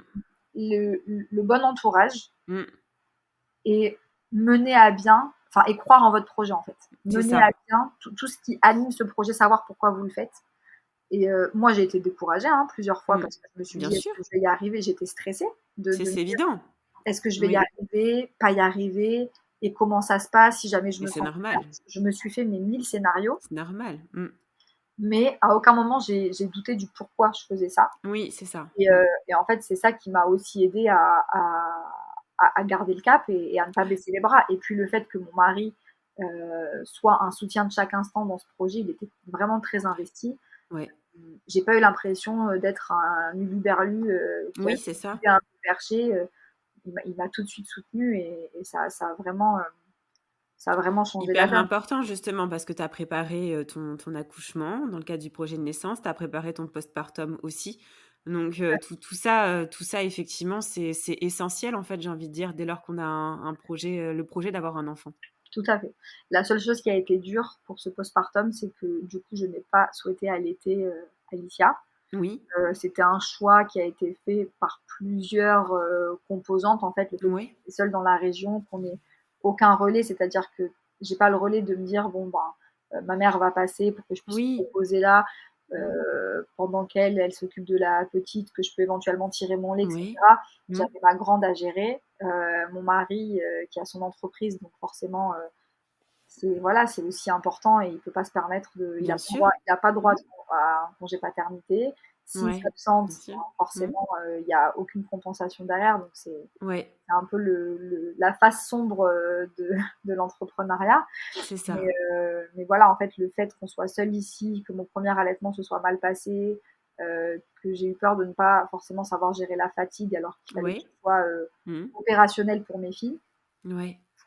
J'ai fait le choix de ne pas allaiter, mais j'ai eu une montée de lait qui a été très très douloureuse, qui a duré assez longtemps et Ouais. pour laquelle on m'avait donné en fait un traitement anti-inflammatoire, mais le problème c'est qu'il interférait avec le fer que je prenais pour l'anémie, donc en Ah fait oui. ça me Mmh. faisait faire des sortes de mini malaises, donc j'ai arrêté ça et je suis restée avec de l'homéopathie et avec des serviettes périodiques mises au congélateur que je Ouais. mettais dans ma brassière de Oui, c'est sport vrai. pour Ouais. presser les seins. Ouais. Ouais. Et voilà, ça a été en fait ma méthode un peu alternative pour soulager mes douleurs. Ça a été le froid. Ouais. Hormis ça, dont je garde quand même pas un super souvenir, c'était assez douloureux. J'ai passé un postpartum, mais aux antipodes du Ouais. premier Du premier. postpartum. Ça a été Ouais. le jour et la nuit. Et je me dis, c'est dommage en fait qu'on n'en parle pas assez. C'est-à-dire qu'on te prépare à l'accouchement, on te prépare à quoi faire avec ton bébé une fois qu'il est né. Mais en fait, la maman, on l'oublie un peu Totalement. dans Mmh. tout ce cheminement. Ouais. Et j'en parlais l'autre fois avec des doulas qui ont ouvert une maison de la femme à Grenoble qui s'appelle DS, qui Ouais. justement regroupe plein de praticiennes autour de la femme. Il y a des massages, il y a de l'accompagnement, il y a des Ouais. consultantes en lactation, en fleur de bac, Mmh. vraiment très complet. Oui, très enveloppant, ouais. Mmh. Exactement. Et j'en parlais avec elle en lui disant, en fait, c'est bizarre parce qu'on a l'impression que toute l'attention est portée sur la femme enceinte, mais en fait, toute l'attention est portée sur la grossesse. Oui, Quand la grossesse c'est une se nuance, ouais. dissocie de la femme et Mmh. qu'elle n'est plus une grossesse, mais qu'elle devient un bébé, Oui, et ben en fait, la femme est délaissée au profit complètement, du bébé. complètement. Et c'est vraiment le constat que j'ai fait, c'est-à-dire que c'est pas, en tout cas, moi, j'ai pas l'impression que ce soit toujours, et je vais pas faire une généralité parce que Oui, ça se démocratise quand même de plus en plus, mais c'est pas en fait la femme enceinte qui est le sujet de toute l'attention, c'est la grossesse. Mais, exactement. sauf que la grossesse finit par se dissocier de la femme. Oui. Quand la femme n'est plus enceinte Mmh. et que le enceinte est Mmh. devenu un bébé, au final, c'est un peu le néant, c'est un peu le vide. Totalement. On passe de 9 mois où on est cajolé, on nous laisse la place dans le bus, Mmh. on nous fait passer devant à la caisse, Mmh. on vérifie notre taux de fer, notre Mmh. taux de ci, si on a la toxo, notre tension, si on va bien. Mmh. On est quand même très très accompagné. Ouais. Et puis quand le bébé naît, Plus euh, rien. Mmh. au bout de X semaines, on a la rééducation du périnée, on a Mmh. droit à quelques visites de la sage-femme à la maison, Mmh. mais c'est tout. En C'est fait, tout. Oui, oui. Oui, oui. On et peut pas appeler ça un accompagnement, hein. pas du tout. Et je trouve qu'il y a Non, encore énormément à faire là-dessus. énormément, oui. Je trouve que les 10 semaines post-accouchement de congé maternité, C'est une blague. oui, Oui, oui. c'est fumisterie, clairement, parce que Oui. je pense que déjà les têtes pensantes qui réfléchissent à ça, ce sont souvent des hommes. Et, Oui. et je pense que les gens n'ont pas conscience de ce que le corps humain éprouve. Mmh. Quand on dit que c'est un accouchement, c'est l'équivalent d'un marathon, il faut quand même se rappeler que les marathoniens, ils n'arrivent pas le jour du marathon en se disant bon ben ça y Mmh. est, je vais faire mon marathon. Ils se Mmh. préparent pendant des mois physiquement à Ouais. l'effort qu'ils vont devoir fournir, c'est-à-dire que leur alimentation est en fonction de ça, Mmh. leur temps de sommeil, leurs entraînements, tout est Mmh. fait pour que ce moment soit préparé. Mais Mmh. l'accouchement, on s'y prépare psychologiquement. Non, on ne Mmh. peut pas vraiment s'y préparer physiquement. On peut faire du Mmh. yoga prénatal, Oui, bien sûr. faire de Mmh la mh. gym douce prénatale, etc. Mmh. Mais on va dire que notre corps n'est pas fait pour se dire je vais accoucher tous les 6 mois et je vais m'en Exactement. remettre Mmh. en un rien de temps. C'est quand même relativement éprouvant. Et je veux dire, si tu allaites et que tu dois retourner au travail, comment tu fais? Mmh. Si tu as encore des douleurs et que tu dois retourner au travail, comment tu fais? Si tu as le baby blues, si tu as une dépression postnatale, Tout à fait. si Mmh tu as mh. des seins douloureux parce que tu as des crevasses ou autre, Mmh. enfin, il y a tellement de choses qui se passent dans notre corps, Ouais. mais comment on peut estimer qu'une grossesse se fasse en 9 mois et qu'en 10 semaines, Ouais. on soit déjà opérationnel? C'est ça. C'est un concept avec lequel j'ai un peu de C'est mal. ouais. Heu Mais il y a et tout à faire, hein. Mmh. et c'est pour ça que l'autre fois, j'ai posté une petite phrase sur Il était une mère en disant: «C'est pas parce qu'une femme se remet vite de son accouchement qu'elle est plus forte que toi». Mmh. En fait, c'est pas une Exactement. compétition. Le postpartum, c'est pas un sprint, Et c'est une pourtant, c'est ce qu'on tend à nous faire croire, hein. exactement, exactement, en fait, Pourtant, ça, c'est encore une fois une idée qui est un peu la norme, hein, je dois dire, hein. tout à fait, c'est C'est la femme qui arrive à se remettre le plus rapidement et qui reprend le boulot le plus tôt exactement. possible, est plus forte que, que celle qui reste à la maison. Enfin, bien évidemment, je mets des pincettes et beaucoup d'humour là-dedans, mais en même temps, le message de fond, c'est celui-ci. Tout à fait, c'est à qui retrouvera la ligne le plus vite, Ouais, à qui aura le bébé qui fait ses nuits le plus vite, c'est ça. à celle qui retrouvera une vie sociale le plus vite. Mais en fait, Mmh, le postpartum, c'est pas un sprint, c'est une course qu'il faut tenir sur la durée. mmh. C'est long, hein, le postpartum, c'est pas Ouais, 2 semaines après l'accouchement, c'est fini. non. Non, non, Euh, non. dans les cultures Ça se compte en occidentales années, hein. asiatiques, Ouais, ça se compte minimum. Enfin, les relevailles, on imagine que c'est minimum 40 jours où il faut vraiment être focus sur la bien maman sûr, celle-ci, oui, pour, oui, oui. Mmh. pour l'aider. Et comme tu dis, le postpartum, quand on dit le postpartum dure, dure 3 ans, Ouais, Dana Roy, ouais. c'est quelque chose de long, de parfois fastidieux. Oui, Et il faut vraiment accepter que ce soit une période euh, pendant laquelle le but, c'est pas d'arriver en premier, mais mmh. d'arriver debout à la fin, en C'est fait. ça, mais c'est ça. Mmh, mmh, mmh. C'est Donc, ça, il faut tenir sur le temps et c'est l'essence même de Il était une mère, cet accompagnement que tu proposes justement? exactement, tout à fait. En fait, j'avais débuté une activité autour de la madérothérapie et du massage postnatal. Ouais, Et puis j'ai eu une blessure au poignet qui met toujours un peu de temps à cicatriser, qui m'empêche en fait de continuer à exercer de façon constante. Parce bien que sûr, c'est ouais. trop compliqué pour moi de continuer à exercer des massages. Mais comme j'étais déjà formée au massage postnatal et que c'est un univers qui m'a énormément parlé pendant ma grossesse, Ouais, et au final, sur lequel j'ai beaucoup échangé parce que des mamans m'écrivaient: «Ah oui, mais toi, tu as fait ci, raconte-moi ton projet de naissance». Il y a eu beaucoup de conseils, mais ouais. pas de conseils de personnes formées à personnes Mmh. dans le besoin, de conseils de copine à copine, de femme Ouais, à femme. J'ai vraiment choisi de me concentrer sur ce que j'aime appeler la vie d'après. Un peu ouais, ce qui se passe après, cet univers dont on ne parle pas assez, mais qui est pourtant tellement important. C'est une ouais. période qui, je trouve, est très charnière parce que la façon dont tu vis ton postpartum, ça peut clairement déterminer la relation que tu vas créer avec ton enfant. Mmh. Euh, Si tu vis un postpartum compliqué, que tu as du mal à allaiter ton enfant, que ton enfant pleure souvent, que tu n'arrives pas à répondre à ses besoins parce que toi-même t'es éprouvé, Exactement. Mmh. tu peux faire face à des mamans qui se disent mais écoute, moi j'ai plus envie de m'en occuper, c'est trop compliqué, Oui. je vais appeler ma mère, je vais laisser faire son père, je vais abandonner l'allaitement. Mmh. C'est une période qui est quand même, je trouve, assez déterminante pour la suite.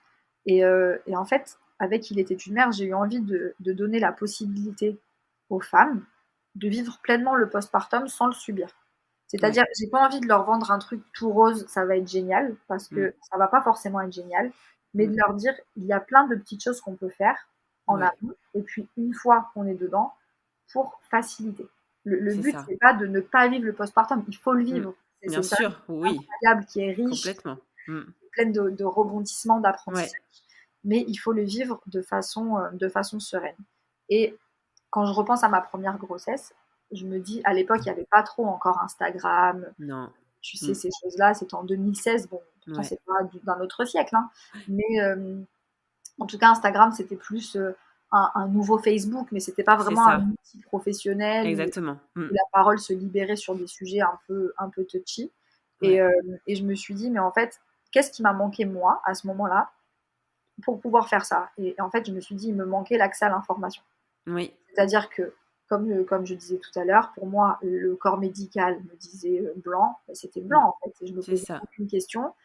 Et du coup, j'avais pas idée de où est-ce que je pouvais aller chercher d'autres informations. Et puis, j'avais même pas envie d'aller les chercher. Parce qu'entre ce que j'entendais des médecins et ce que je voyais, style dans Baby Boom, tout était Mmh. raccord. Je me suis dit, c'est génial, je sais comment ça va se passer, etc.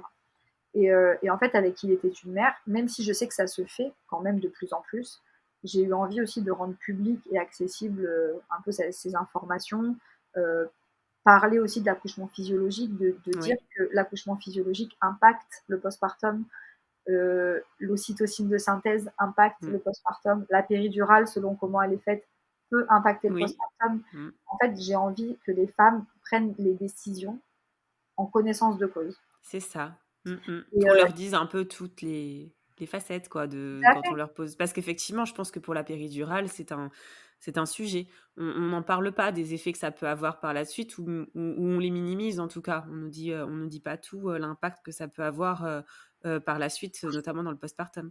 Tout à fait et on en a fait tellement la norme, en fait, de vouloir faire taire la douleur Oui. et tu sais, pour avoir vécu les 2 et comme j'ai dit autour de moi assez souvent, j'ai dit: «J'ai beaucoup plus souffert physiquement Mmh. pour l'accouchement de Nala, où j'ai eu des contractions, super longtemps, un travail qui a été fastidieux, un postpartum compliqué où j'ai passé 3 jours sans pouvoir m'asseoir tellement Mmh. j'avais mal». Mmh. Heu, j'ai dit: «Mais Alicia, j'ai accouché, le lendemain, C'est ça. je marchais dans les couloirs de la maternité, Exactement. j'allais Ouais. voir une maman qui est aussi une maman de l'école, où Ouais. ma fille est née, qui venait d'accoucher aussi et j'allais bien. En fait, Ouais. physiquement, j'allais bien et comme je leur dis, il faut pas voir, en fait, que la douleur à l'instant T, je soulage la douleur des contractions, il faut voir Mmh. plus loin, il faut voir Exactement. sur le long terme et en fait, j'ai vraiment envie de rendre un peu le pouvoir aux femmes Mmh. et leur dire que Bien. c'est pas un super pouvoir que Mmh. de faire ça, que d'accoucher sans péridurale, C'est ça. que de vivre un bon postpartum. En fait, il faudrait que ce soit ça la norme. Mmh. Alors, je suis pas du tout en train de dire n'accouchez plus jamais avec péridurale, Bien sûr. Non, non, c'est pas le accouchez sans message. péri, Mmh. etc. Mais j'ai envie de dire aux femmes, ne prenez pas la péridurale par défaut. C'est-à-dire, Oui. si vous la prenez, comme tu l'as expliqué à juste titre, Mmh. faites-le en connaissance de cause. Mmh. Soyez au fait des conséquences que ça peut avoir sur le postpartum. Sachez que vous pouvez la demander jusqu'à tant de centimètres de dilatation. Mmh. Sachez que vous pouvez la demander peu dosée. Sachez que vous C'est pouvez ça. demander une péri ambulatoire qui vous permet de continuer à marcher. En fait, il y a plein de choses dont on ne te parle pas parce que Mmh. même avec un projet d'accouchement physiologique, j'ai dû aller rencontrer l'anesthésiste. Ah oui, oui, oui, oui, Et, oui, mais bien sûr, oui. Mmh. et quand je lui ai dit que de toute façon mon projet était d'accoucher sans péri, il m'a dit oui mais peu importe, c'est Oui, obligatoire, je vous fais remplir les papiers, mais si tu veux, si t'es pas renseigné, il te dit bien pas sûr. non plus. Et pareil, je fais pas une généralité, mais de ce que moi j'ai vécu, on ne m'a jamais dit, sachez quand même que vous pouvez avoir une péridurale peu dosée, une péridurale qui vous Oui, permet de tout continuer à à fait. marcher. C'est des choses dont je n'avais jamais entendu parler. Ah non, non, non, c'est sûr. Mais moi, je me souviens, le rendez-vous avec l'anesthésie, je crois qu'il a duré vraiment 10 minutes à tout casser. C'était juste remplir des cases pour savoir si j'avais des antécédents médicaux ou autres et j'ai eu aucune information. Effectivement, mon projet de naissance, c'était aussi d'accoucher sans péridurale. Mais tout ça pour dire que même s'il y avait eu un changement ou autre, j'avais eu aucune information sur les conséquences, de cette anesthésie, de la péridurale et j'ai dû, comme toi aussi, m'informer, ailleurs. Et c'est merveilleux justement que tu aies créé, ce compte, ce site pour informer les mamans de toutes ces possibilités, et enfin de tout en fait, tout simplement et leur donner confiance et le pouvoir comme tu dis. En fait, avec Il était une mère, tu sais déjà quand j'écris mes articles sur mon blog, j'écris beaucoup autour de la maternité, de la Oui, culpabilité qu'on ressent en tant que maman. Il y a un article que j'aime beaucoup que j'appelle Les pâtes au ketchup, où ouais. j'explique dedans que un soir j'étais complètement désespérée. Enfin, un soir ou un midi, je sais plus, mais en tout cas c'était un moment d'endormissement d'Alicia qui était bébé. Nala qui avait super faim. Je savais plus quoi faire. Et du coup, Ouais. j'ai dit à Nala, écoute, je te fais des pâtes au ketchup, je te mets devant la télé et je vais endormir ta sœur. Et pendant que j'endormais sa sœur dans la chambre, je pleurais parce que j'étais pas bien. Je disais, mais je suis en train de mettre ma fille, en gros, de la laisser. Elle a 5 ans, elle mange toute seule devant la télé. Et je me sentais une mère, tu sais, indigne. Ouais. Puis après, quelques heures plus tard, en y réfléchissant, je me suis dit, mais peut-être qu'elle, elle a vécu sa best Mais life, c'est en le fait. Hein. kiff! Mais c'est À ça! 5 ans, on lui dit écoute, c'est plateau télé devant peut-être la pâte patrouille ou Ouais, Miraculous, Ladybug, ouais. tu vois. Tu manges des pâtes au ketchup, genre des Mais coquillettes oui au ketchup devant la et télé. c'est OK. Et Ouais. en fait, elle est sûrement en Mais train de oui. vivre genre un des meilleurs repas de sa vie. Et moi, je suis en train de pleurer parce que j'ai l'impression d'être une mauvaise mère. Mmh. Et, du coup, j'en rigole à chaque fois que je relis cet article. Et, euh, et je me suis un peu inspirée de ça pour un de mes posts, Il était une mère, où je parle de connaissez vos ressources. Ouais, Et en fait, avec ce compte, j'ai envie de libérer la parole autour du postpartum, mais aussi de dire aux mamans, arrêtez de vous fier à toutes les injonctions de la société. Parce ouais. qu'en gros, euh, l'autre fois, j'ai expliqué, si tu as prévu de faire des lasagnes au saumon, mais que dans ton frigo, tu n'as que de la viande hachée et un sac de pommes de terre, tu Mmh. auras beau faire tout ce que tu veux, tu n'auras pas de lasagne au saumon. Non. Tu Mmh. auras de la frustration, tu te mettras toute seule en situation d'échec, tu vas peut-être faire augmenter ton niveau de cortisol, de stress, Ouais. etc. Mais en tout cas, ce qui est sûr, c'est que ton projet, il va échouer. Mmh. Alors que si tu te dis, OK, quelles sont mes ressources là? Bon, bah, j'ai de la viande hachée, j'ai des super patates, Mmh. je vais faire un hachis parmentier et il va être super Ouais. bon. Et ben, tu prends les ressources que tu as et ton résultat sera Rien quelque n'est chose figé. de, Ouais. Mmh. de bon, quelque chose qui va te mettre en situation de réussite et qui va éviter toutes les choses négatives que tu vas pouvoir C'est ça. ressentir à ton égard. Et, c'est Il y pour a ça rien qui est figé aussi, c'est tout le temps s'adapter, tout est mouvement et c'est OK, quoi. Mmh. exactement. Et j'ai vraiment envie de les faire déculpabiliser aussi, tu sais, parce qu'il y a ce truc où on te dit, il y a un peu un genre de recueil dans la tête des gens où on dit, bon, bah, pour être une bonne mère, il faut allaiter, faire les petites Mmh. maisons, pas de télé Oui. avant 3 ans, manger comme ci, faire comme ça, que des jouets en bois, pas de jouets Mmh. électroniques, etc. Et en fait, ça, c'est une genre de Bible du parent Complètement. modèle pour une bonne Complètement. éducation de l'enfant. Mais j'ai envie de dire aux parents, et surtout aux mamans, le problème, c'est que vous êtes trop intransigeante envers vous-même et C'est que une dès que vous rigidité n'arrivez pas à extrême. cocher une case, vous vous dites que c'est le drame, alors que votre enfant, si un jour il va manger McDo parce que vous n'avez pas eu le temps de faire les courses, parce que votre bébé était malade, etc., C'est ça. votre enfant, il va vivre son meilleur repas. Ouais. Si un jour, votre enfant il reçoit un anniversaire, un jouet qui fait du bruit et pas un jouet en bois, Ouais. c'est OK. En gros, faites avec les ressources que vous avez C'est ça. et n'essayez pas à tout prix de répondre aux dictats, aux injonctions de ce que c'est être un bon parent. Oui. Comme j'aime dire, un bon parent, c'est celui qui fait de son mieux avec les ressources qu'il a à Bien l'instant. sûr.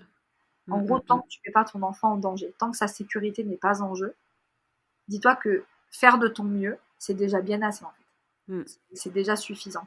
Et, et c'est un peu tout l'univers, toutes les choses que j'ai envie de véhiculer avec Il était une mère, un mélange de informer sur le postpartum, informer Oui.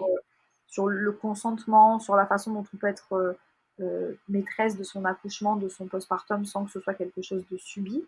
Comment en amont on peut mettre des choses en place en impliquant son Mmh. conjoint, en impliquant ce que j'aime appeler son cercle ressources, les personnes qui vont vraiment être actrices de cette période. Ouais. Parler aussi de la liste de naissance, de leur dire mais arrêtez de mettre des peluches et des veilleuses à gogo, Oui. demander des heures de ménage, demander des Oui. repas, demander un soin rebozo, Mmh, mmh, mmh. demander des choses qui vont concrètement vous soulager. Mettez des bodys à gogo, ça oui, même si c'est des bodys qui Mmh. viennent de Vinted, on s'en fiche, de toute façon, Ouais. plein de lait, Mmh. plein de sel et plein de petits pots C'est quand tu ça. vas. Ouais. Donc, Ouais. ça n'a pas besoin d'être flambant neuf. Mais voilà, de revoir aussi un peu ça. Et puis de leur dire surtout, en fait, comme je disais en ouverture de cette conversation, qu'il n'y a pas une seule façon d'être une bonne mère. Mmh. Et que si aujourd'hui, ta façon d'être une bonne mère, c'est en faisant de telle façon, tu as le droit demain de faire d'une autre façon si, Tout à fait. comme tu disais, si c'est plus approprié parce qu'on s'adapte. Et, Donc et je trouve qu'il y a encore ce point un peu qui pèse. en tout cas, ouais, merveilleux projet en tout cas, par rapport à ça et vraiment très contente. De toute façon, je relayerai toutes les informations, relatives à Il était une mère, Les gens et puis, je vais aller voir encore plus en profondeur certains posts pour les repartager aussi, avec plaisir. parce que vraiment ce que tu écris, c'est très beau et tellement parlant. Donc non, ça a vocation à être partagé. Donc Merci. super. Et pour finir un petit peu cet épisode, donc avec un dernier volet, puisque j'en parlais tout à l'heure en introduction, avec l'ONG internationale de parrainage d'enfants Vision du Monde. Tu m'en as parlé aussi. Alors, comment as-tu connu cette ONG Vision du Monde? Alors cette ONG, je l'ai connue parce que quand j'étais adolescente, ma maman parrainait un petit garçon en Mongolie. Ouais, Alors je ne sais pas comment elle-même a connu cette organisation, ouais, mais en tout cas elle parrainait ce petit garçon et je voyais qu'on recevait souvent à la maison des photos, ouais, des courriers. Des fois on voyait des photos de lui avec des grands sacs de riz, etc. Et je ouais. disais à ma maman, mais en fait c'est quoi exactement? Tu sais, moi j'étais un peu dans mon adolescence, je comprenais Ouais. pas trop ce que ça représentait. Et, Mmh. puis elle m'a expliqué, et puis j'ai vu que c'était quelque chose de suivi. Et en fait, le jour où j'ai gagné mes premiers salaires, je me suis dit, mais Ouais, attends, moi aussi j'ai envie de parrainer un enfant. c'est génial. Euh, Ouais, Moi, je veux faire pareil que ma mère. C'est trop bien de me dire que j'envoie de l'argent à une association. et qu'en contrepartie, je le vois grandir. Ouais. En fait, j'étais vraiment emballée par l'idée et donc je suis allée sur le site et il y avait 2 options, en fait, où tu choisissais l'enfant que tu voulais Ouais. parrainer Ouais. ou c'était aléatoire et en fait, moi, j'ai pas voulu choisir parce que je me suis dit, il y a pas un enfant qui mérite plus qu'un autre, Oui. Mmh. si je vais voir sa bouille, je vais craquer, je vais dire: «Bon, bah, c'est ce que Ouais. je dis». Non, en fait, tous les enfants qui sont là ont besoin d'aide et Ouais. heu et peu importe l'enfant qu'on «m'attribuera» entre guillemets, Ouais. dont je serai la marraine, voilà, peu importe, le tout c'est que je Ouais. un enfant et donc j'ai parrainé un petit garçon, enfin un petit garçon. C'était un petit garçon à l'époque, qui s'appelle Ouais. Adama, qui vit au Mali. Il a Ouais. 16 ans maintenant, mais il devait en D'accord. avoir 3 quand j'ai commencé à le parrainer, c'était un tout petit bout et donc Ouais. je l'ai vu, grandir, je lui ai envoyé des courriers encore il y a pas longtemps avec ma fille, on lui a fait une Ouais. lettre, on a collé des photos de nous, Ouais. pour parler un peu avec lui. Au fil de l'eau, j'ai vu aussi que je pouvais, en fait, faire des cadeaux solidaires. Donc en fait, c'était pas forcément des choses qui iraient à Adama ou à sa famille, mais ça Ouais. irait, à un village qui en avait besoin. Donc C'est ça. tu mets un montant et en fait, selon le montant, tu peux offrir un arbre fruitier, ça peut être Oui. un Mmh. animal aussi qui va, produire du lait, Ouais. ça peut être, une collecte de fonds pour créer un puits, ça peut être du matériel Oui. scolaire. En fait, ça, c'est Vision du Monde qui choisit, enfin qui érige des besoins selon Oui. les pays, selon Les communautés. Mmh. les communautés exactement et du coup, en fait, en fonction de la somme que tu envoies, c'est-à-dire que tu ne choisis pas. C'est moi, je vais pas dire: «Je vais envoyer 100 € chez Adama». Ouais. Mon parrainage, c'est une somme fixe mensuelle, mais après, on peut tout à fait faire des cadeaux solidaires, et Ouais. choisir ou une somme ou carrément un cadeau et je trouve ça génial de dire: «Beh, C'est tiens, génial. Ouais. j'ai offert Mmh. une chèvre à un village et grâce à ça, ils Oui. vont pouvoir produire du lait, produire du fromage, Ouais. vendre ça et en tirer Ouais. des bénéfices» et en fait, pour peut-être, 25 € que tu investis, eux, ils vont récupérer derrière, Bien sûr, parce c'est qu'en énorme. général, ils Mmh. t'expliquent que grâce à un animal ou grâce à un arbre fruitier, ce que ça peut générer chez eux en fait Exactement. de retour, sur investissement, si je peux dire ainsi, mais Ouais. Ouais. l'impact que ça peut avoir pour eux et hem et du coup, je me suis dit: «Mais je peux pas m'arrêter là, c'est trop bien le Ouais. parrainage» et puis, j'étais pas encore maman à l'époque, donc j'avais un peu Ouais. l'impression d'être utile pour un enfant. C'est J'ai ça, toujours ouais. grandi Mmh. un peu dans cet univers, tu sais, comme Ouais. je te disais, ma maman a fait 30 ans de crèche, heu, Ouais. donc j'ai toujours baigné un peu dans ce sentiment qu'il fallait qu'on soit utile pour les enfants. Ouais. Dès que j'ai Mmh. pu travailler, que j'étais adolescente, j'allais faire des babysitting. En plus, ma mère, elle avait un Ouais. réseau formidable à la crèche de mamans qui cherchaient, Ouais. des jeunes pour aller, se faire des restos avec leur Ouais. mari et cetera et le fait qu'elle sache que j'étais la fille de quelqu'un qui gardait, Bien leurs sûr. enfants, ça rassurait tout le monde Bien sûr. Tu avais et déjà une fibre maternelle très ancrée, exactement ouais. et Mmh j'ai mh. su très, très tôt que je voulais être maman. Ouais. Comme je dis souvent, j'aurais eu l'impression de passer à côté de quelque chose dans ma vie si j'avais pas pu être maman et je ne juge pas Mmh. du tout celles qui ne veulent pas d'enfants, tu vois? C'est vraiment un choix personnel, mais en tout cas, personnellement, j'aurais eu l'impression de pas aboutir, Bien sûr. de Mmh. pas arriver à être celle que je voulais devenir Ouais. si je devenais pas maman et du Après, c'est vrai que le parrainage, en quelque sorte, c'est aussi décliner sa maternité. mais complètement, C'est complètement. ça. J'étais trop fière de me dire: «Mais j'ai un filleul, au Mali, en gros, il est important pour moi et moi aussi je suis important pour lui». C'est ça. Mmh. C'était super et puis quand tu reçois le courrier, vite, vite, tu as envie de l'ouvrir alors à quoi il ressemble, Mais oui, est-ce qu'il oui, a grandi? Et puis oui. ce qui est bien, enfin tu vois là je reçois des rapports de progrès annuels donc j'ai une photo de lui toujours en Ouais. couverture, Ouais, voilà. super. Moi, Après, à j'adore. l'intérieur, en fait, on m'explique pour sa communauté. Donc, on m'explique Ouais. que dans sa communauté, tant d'adultes ont fait ci, tant d'enfants ont fait ça. Ouais. Aussi, on me donne aussi quelques chiffres. On parle de la durée de scolarisation Ouais. moyenne dans son pays versus la France, euh, du Un minimum. suivi vraiment très complet, pas uniquement de l'enfant et ça Camille Romain quand je l'avais, interviewée, la directrice générale de Vision du Monde disait bien que voilà, c'est un suivi certes pour l'enfant, enfin l'enfant, mais pas que. Il y a un impact sur toute la communauté, et c'est ça l'essence aussi de Vision du Monde. Tout à fait. Là, dernièrement, on a su que dans son village, grâce au soutien des parrains, ils avaient pu installer une pompe qui fournissent Ouais. de l'eau potable à l'école et plusieurs stations de lavage pour les mains. Donc, Ouais. en fait, on sait que maintenant, élèves et enseignants ont accès à l'eau potable et peuvent se laver Ouais. les mains. Et je me dis quand même, c'est fou de se dire que nous, quand il y a eu le coronavirus, on était bassines de lavez-vous les mains. En gros, tellement c'était évident qu'on le fasse et qu'on y avait accès facilement. Exactement. Que dans leur pays, en tout cas dans sa communauté, c'est tellement incroyable Ouais. que ça ait pu se mettre en place, qu'ils le Mmh. soulignent. Et je me dis, en fait, c'est pour moi, alors oui, je donne 25 € par mois, par Ouais. enfant, à savoir que c'est déductible d'impôts, Ouais. mais en tant que maman, maintenant encore plus, je me dis, mais c'est inenvisageable pour moi, personnellement, de me dire que je peux faire quelque chose et que je ne le fais pas, sachant que c'est Ouais. quand même du confort minimum. On n'est pas en train de parler de Bien sûr. des baskets de marque ou Non, non, non, mais jouer, sur des mais essentiels, ouais. vraiment sur, voilà, sur des choses essentielles. Mais tu en as parrainé 2?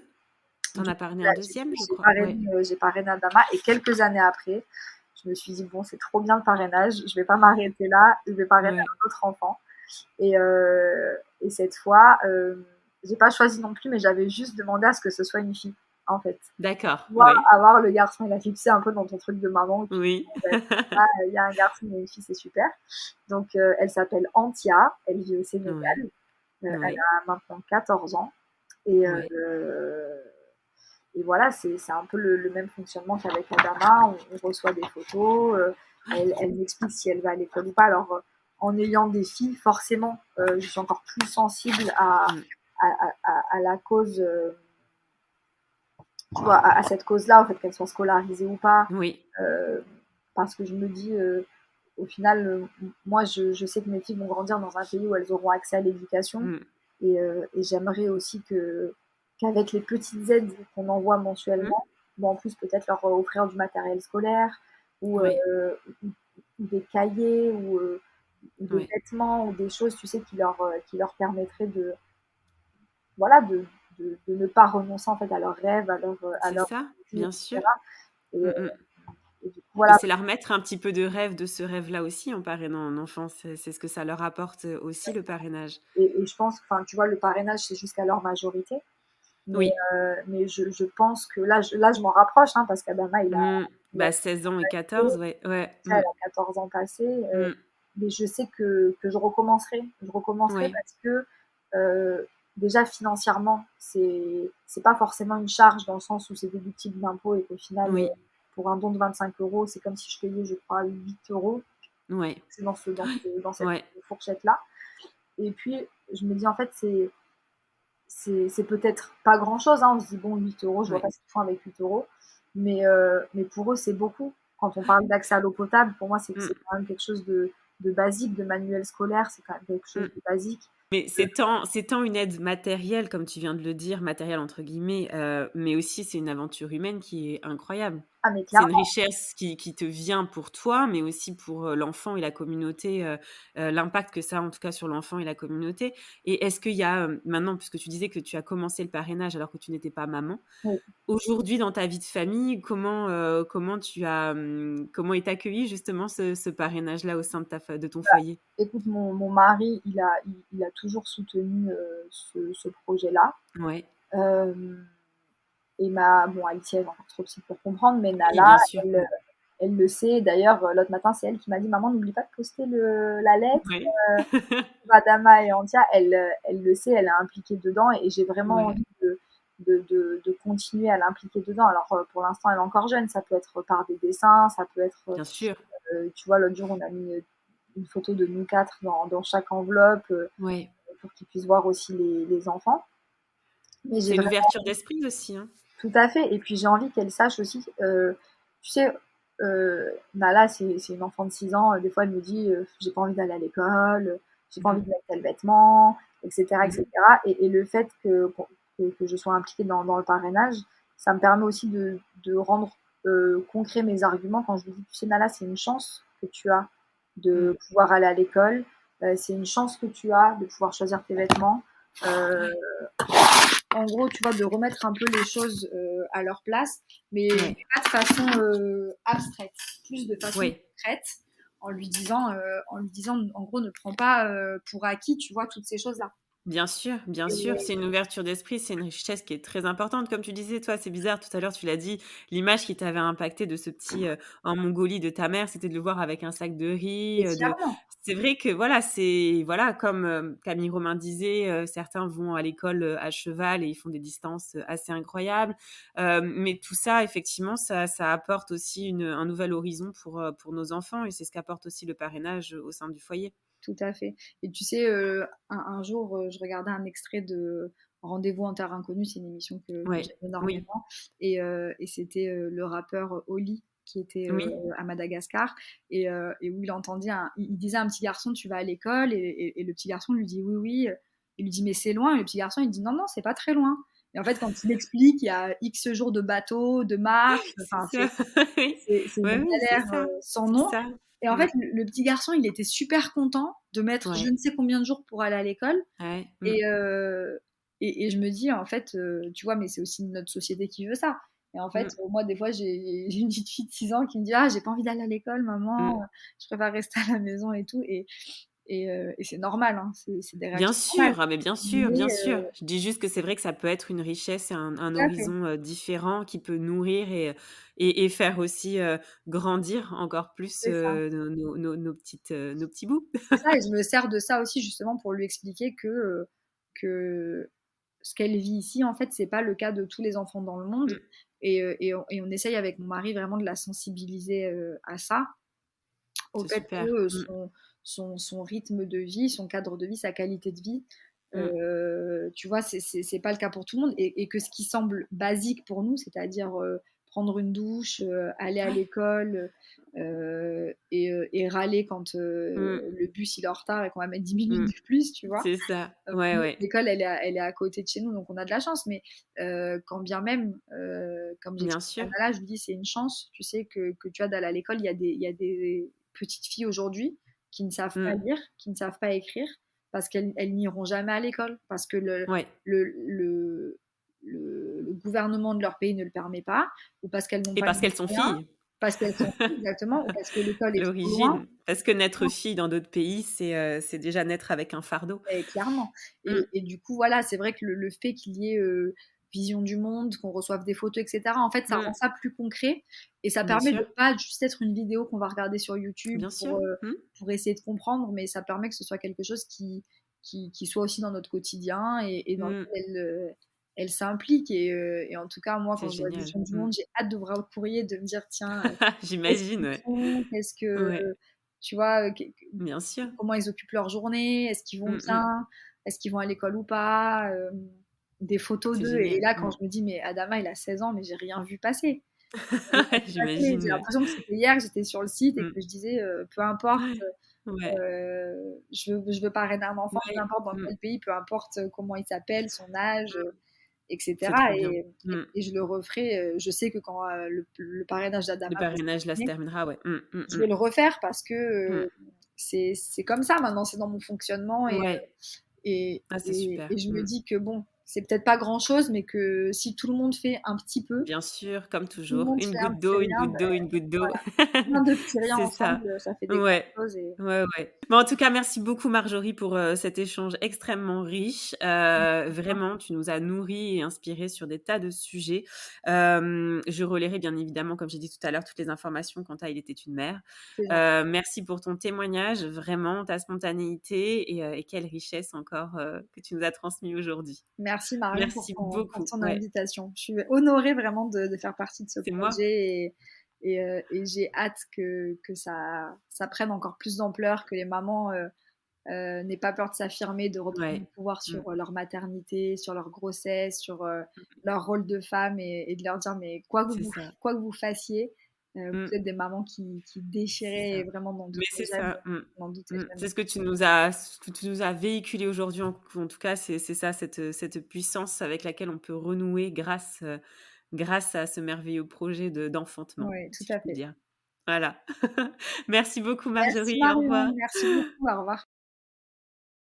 Mama, merci pour ta fidélité et ton écoute si précieuse pour moi et toutes les mamas auditrices. Abonne-toi à mon compte Instagram mama.lepodcast pour y retrouver les moments phares des épisodes et bien plus. Mama le podcast est présent sur toutes les plateformes d'écoute les plus connues ainsi que sur YouTube. Alors n'hésite pas à t'abonner, commenter, liker et partager à toutes les mamas qui souhaitent entrer dans notre cercle de mamans du monde. Je te dis à très vite dans un nouvel épisode hors série avec Amélie qui s'est formée au métier de doula en Australie avant d'être elle-même maman. Elle viendra nous apporter une autre vision de ce qu'est une doula avec toute la richesse de ses années passées en Australie. Mais en attendant de retrouver Amélie, maman n'oublie pas, ta maternité t'appartient. Elle est un univers aussi merveilleux que le monde à explorer. Mama, yeah.